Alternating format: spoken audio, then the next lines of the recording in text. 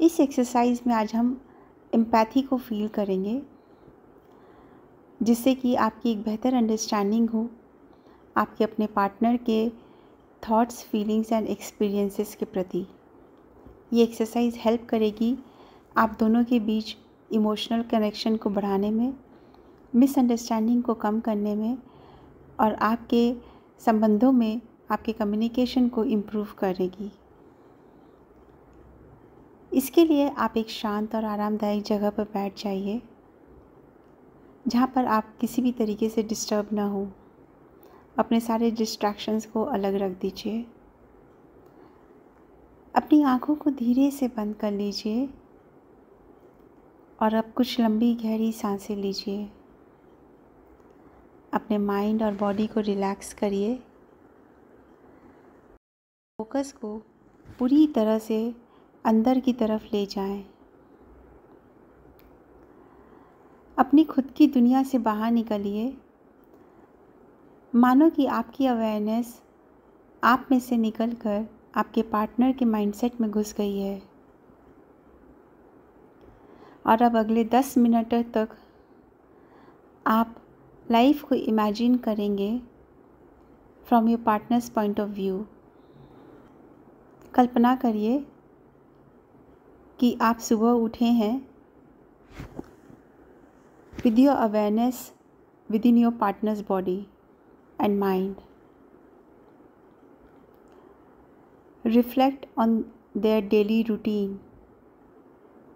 उनकी daily routine क्या है, महसूस करिए। क्या चैलेंजेस उनकी लाइफ में आती है, किस रिस्पॉन्सिबिलिटीज़ को वो पूरा करते हैं और किस तरह के इमोशंस वो एक्सपीरियंस करते हैं दिन भर। शुरुआत आप मॉर्निंग रूटीन से करिए। देखिए कि वो किस तरह से अपने दिन की शुरुआत करते हैं। महसूस करिए कि क्या वो तनाव में है, चिंतित है या फिर रिलैक्स्ड हैं। उनके दिमाग में किस तरह के विचार चल रहे होंगे। क्या वो ओवरवेल्म फील करते हैं जो टास्क है, जो काम उन्हें पूरे करने हैं, या फिर वो मोटिवेटेड हैं कि सामने इतनी सारी अपॉर्चुनिटीज़ है। कल्पना करिए कि उनकी मॉर्निंग रूटीन, उनके इमोशंस, उनके थॉट्स किस तरह के होते हैं। अब इमेजिन करिए कि उनकी जो वर्क एनवायरनमेंट है, जहाँ वो काम करते हैं, या जो डेली की रिस्पॉन्सिबिलिटीज़ है, वो क्या प्रेशर फील करते हैं, किस तरह की डिमांड्स होती है उनके काम में। क्या वो डेडलाइंस से डील कर रहे हैं, क्या वो संघर्ष कर रहे हैं अपने क्लाइंट्स या टीम मेंबर्स के साथ रिलेशनशिप बनाने में, अपने वर्क और होम लाइफ में बैलेंस करने में। महसूस करिए कि वो कैसा महसूस करते हैं ये सारी रिस्पॉन्सिबिलिटीज़ के बारे में।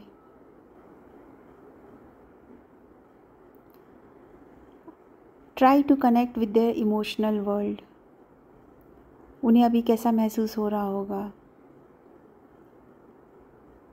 क्या वो घबराए हुए हैं या खुश हैं। वो फ्रस्ट्रेटेड हैं या उत्साहित हैं। किस तरह की चिंताएं उन्हें घेर कर रखती हैं। सोच कर देखिए कि जो अतीत में उन्हें एक्सपीरियंसेस यानी कि अनुभव हुए हैं, या जो प्रेजेंट में उनकी लाइफ में चैलेंजेस है, वो किस तरह से उनके इमोशंस को अफेक्ट करती है। आज आपके सामने कुछ ऐसी चीज़ें आएंगी जो अभी तक आपने कभी महसूस नहीं किया था।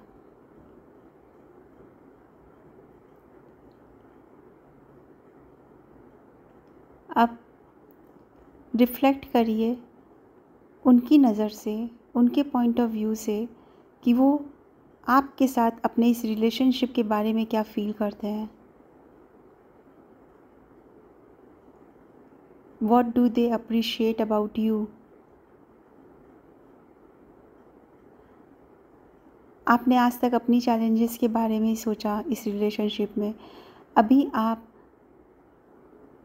उनके पॉइंट ऑफ व्यू से इस रिलेशनशिप में उन्हें क्या चैलेंज फेस करना पड़ता है उस बारे में समझिए, महसूस कीजिए। क्या उनकी कुछ ऐसी नीड्स और डिज़ायर्स है जो पूरी नहीं होती है क्योंकि वो उसे पूरी तरह से एक्सप्रेस नहीं कर पाते।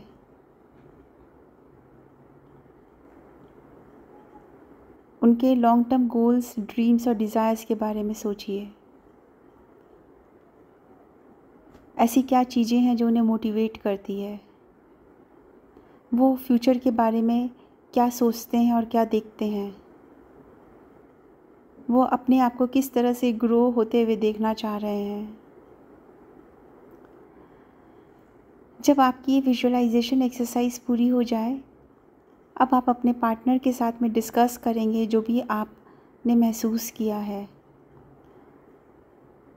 ये पूरी तरह से नॉन जजमेंटल होगा और बहुत ओपनली आप कॉन्वर्सेशन करेंगे जहाँ पे आप अपने रिफ्लेक्शंस को, आपने जो महसूस किया है, जो आपने अपने पार्टनर्स के विचारों को समझा है और सुना है। इस बारे में मैं आपसे कुछ क्वेश्चंस दे रही हूँ एज गाइडलाइंस। इनके आंसर्स आप पहले लिख लीजिएगा एंड देन उसके बाद में आप डिस्कस करिएगा। What new insights did you gain about your partners emotion and daily experiences?